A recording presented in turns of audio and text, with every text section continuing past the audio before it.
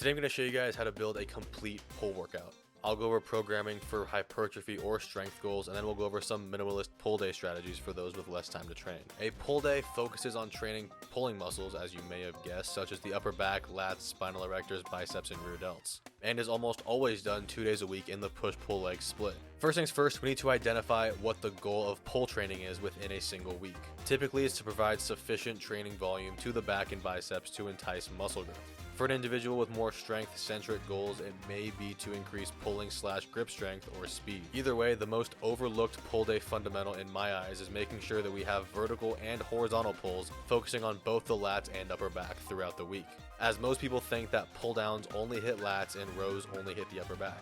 Now, this isn't inherently wrong, and I know that pull downs and rows are probably better for the lats and upper back respectively, but I think that disregarding an entire movement pattern for each part of the back is a mistake, and programming back muscles to pull from different angles should definitely be considered.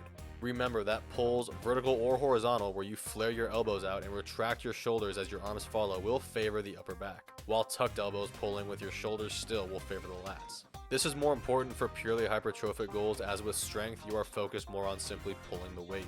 Over the course of 2 pull sessions in a week, you could put the upper back focused row and lat focused pull down on day 1 and put the lat focused row and the upper back focused pull down on day 2. While the entire back is working to some degree in any pull, becoming conscious of those few technical cues can shift the focus of any back movement to better suit your goals. Now, to lay out our movements for each specific day is really simple. For hypertrophy, you order the lats, upper back, biceps, and rear delts based on importance to you, and then you put your movements in that order. Keep in mind the lats and upper back are the most taxing muscle groups to train, so most people will usually start with the horizontal or vertical pulling movements before they curl. Also, I usually throw in a third back accessory like a straight arm pushdown or a different row variation, making the day either upper back or lat focused. The only real variations to this for pulling strength goals are starting with your heavier pulls, perhaps weighted pull-ups or a heavier barbell or seal row, in a lower rep range with a higher intensity before moving on to accessories. Pull days are usually pretty time efficient, but if you are a minimalist, let's quickly go over how to get more out of less on your pull day. So when I'm pressed for time, I focus mainly on just the vertical and horizontal pulls, and then the third back movement. I will tend to vary the grips more on these days because I personally will choose to cut out the curls. I will lean more towards neutral and some underhand grips to get the biceps more involved on my pull days when I cut them out. So with all of this in mind, a typical week of pulling could start with day 1 consisting of a vertical and horizontal pull, followed by a third back accessory, and then rear delt work, and then 1 to 2 bicep movements. The second day would begin with a horizontal and vertical pull, opposite of the first day. For example, if you hit your lats on the vertical pull on day 1, you would flip them and hit them on a horizontal pull on day 2. And then your back accessory would be opposite of what you chose on day 1. For example, if you had a lat accessory on the first day, you would do an upper back accessory on the second day, and then the same following accessories.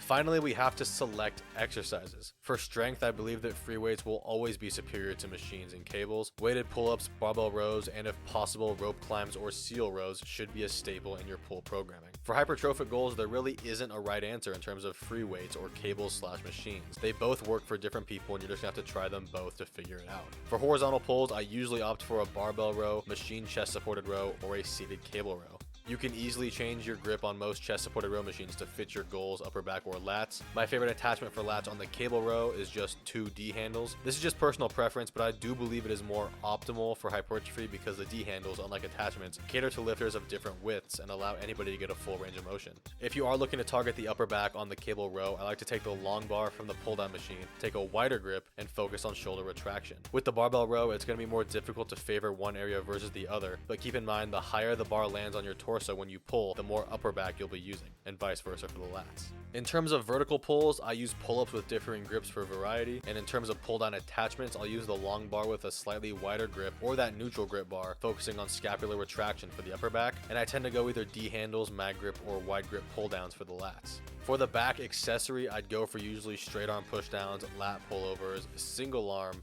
D handle pull, or a face pull.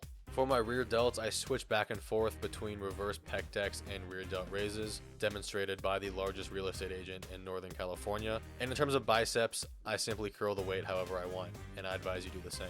Now, talking volume and effort, I usually do 4 to 5 sets of 5 to 12 reps depending on if I'm working strength or size of the first 2 pulls, followed by 3 to 4 sets of 10 to 12 on the next back accessory, and then usually 3 to 4 sets of 10 to 15 for the rear delts and biceps. All sets are hard sets. I personally don't do RPE, I just train as hard as I can every set, and this programming will end up adding up to 11 to 14 sets weekly for lats and upper back respectively. It really ends up being more because even when you favor the lats, the upper back will still be working to some degree. This also adds up to 6 to 8 sets for the rear delts, a few more if you do face pulls as the second back accessory, and then 12 to 14 sets for the biceps. Now when focusing on strength, the sets are usually a little bit lower for the back, and then I usually cut biceps in half and only do one movement per session. And now you know how to program a complete pull day, and now I'm going to show you how to progress your pull movements and programming over time in this video right here.